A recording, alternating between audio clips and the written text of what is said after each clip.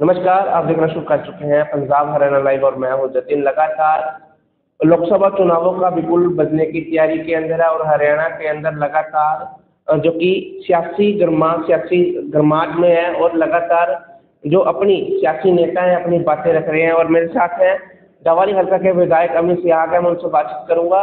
उसका पहले तो नमस्कार। थैंक यू जतिन भाई।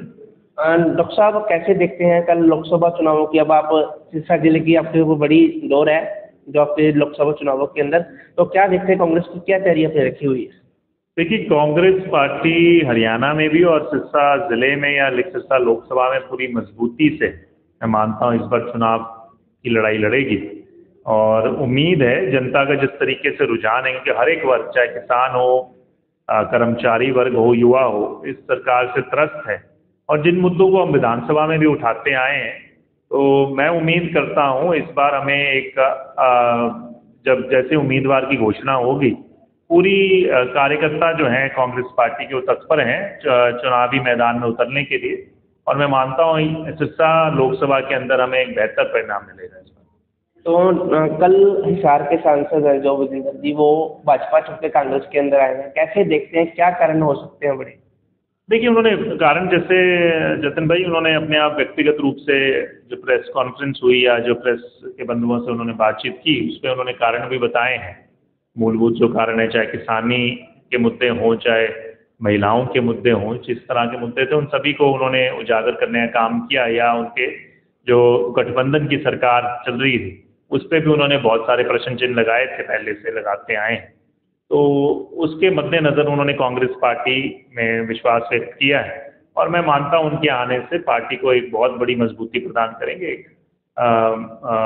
उनके पिताजी भी, चौधरी वीरेंद्र सिंह जी भी एक कद्दावर नेता रहे हैं, उन्होंने आजीवन कांग्रेस पार्टी की राजनीति की है। और विजेंद्र जी भी एक पढ़े लिखे सूझवान पहले IAS ऑफिसर भी रहे हैं, तो बहुत ही तजुर्बेकार व्यक्ति हैं। और मैं मानता हूं उनके आने से, उनके तजुर्बे से कांग्रेस पार्टी को लाभ मिलेगा। तो सर, सिरसा लोकसभा सीट से किसका चेहरा सामने आ सकता है कांग्रेस से?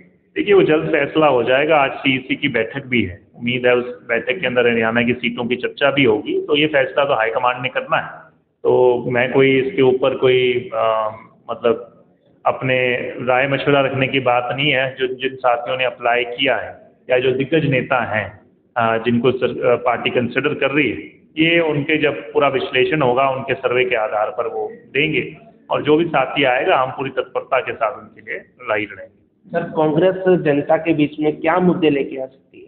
देखिए, कांग्रेस कोई अहम मुद्दों की राजनीति करती रही है और धरातल पर उन मुद्दों को पिछले, मैं मानता हूं 10 सालों में, विशेष करके पिछले 5 सालों से प्रमुखता से उठाती रही है।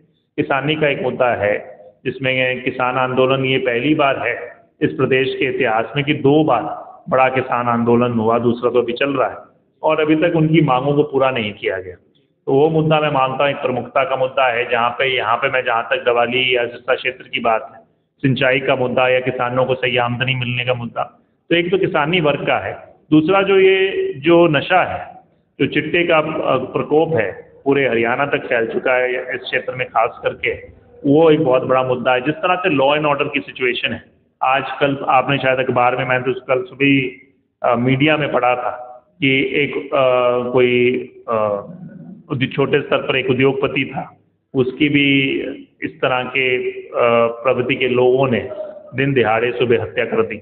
उससे पहले जो हमारे लोकदल के प्रदेशाध्यक्ष थे, जिस तरीके से उनकी हत्या की गई, या जो आए दिन आम जनता के साथ और जिस तरह के ये जो क्राइम की घटनाएं बढ़ती जा रही हैं, ये अपने आप चिंताजनक है। सरकार फिर भी इन पे अभी तक चुप्पी साधे बैठी है, कोई कार्रवाई करती हुई दिखाई नहीं दी। तो ये मुद्दा है।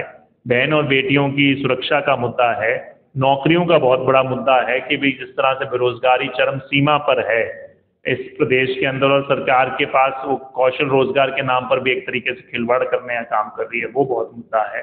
जिस तरह से हर एक विभाग में सरकारी कर्मचारी पूरी तरीके से दुखी हैं इस सरकार से, या सरकार ने पिछले 10 सालों में कोई ऐसा बड़ा चाहे उद्योग के लिए हो या इंफ्रास्ट्रक्चर वाइज कुछ करने का काम इस प्रदेश के लिए नहीं है। ऋण पे ऋण लेती गई है हमारी सरकार ने कुछ। तो हर एक वर्ग जब नाराज हो तो वो, मैं मानता हूँ जनता की आवाज़ है, उस जनता की आवाज़ को एक विपक्षी दल के रूप में कांग्रेस पार्टी बखूबी उठाती रही और चुनावों में उसे और ज़्यादा ताकत देने का काम करेगी। बिल्कुल अमित भाई लगातार आपने नफे सिंह राठी ने नेल्लो दक्ष का जिक्र किया, तो लगातार क्या देखते हैं डबल जो गठबंधन की सरकार है क्या नीति रखती है? लगातार नेताओं पे हमले हैं, लगातार गैंगवार बढ़ रहा है हरियाणा के अंदर, सुरक्षा नाम की चीज़ नहीं है, क्या देखते हैं? बिल्कुल, जो देखो कमी है सरकार और प्रशासन की पूरी तरीके से कमी है। आप ये मानिए क्राइम कब बढ़ता है? जब जो क्रिमिनल्स हैं उनके अंदर प्रशासन और सरकार का कोई डर ना रहे। यहाँ तक हुआ कि विधायकों को धमकियां आने लगी फिरौतियों के लिए। ये पहली बार इस प्रदेश के इतिहास में देखा गया कि एक राजनीतिक हत्या जो जिस तरीके से हुई या फिर जिस तरीके से आम विधायकों को इस तरह की फिरौती की मांग आने लगी या और तरह के जो मुद्दे रहे हैं, ये तभी प्रबल होते हैं जब एक वातावरण उसके अनुकूल हो।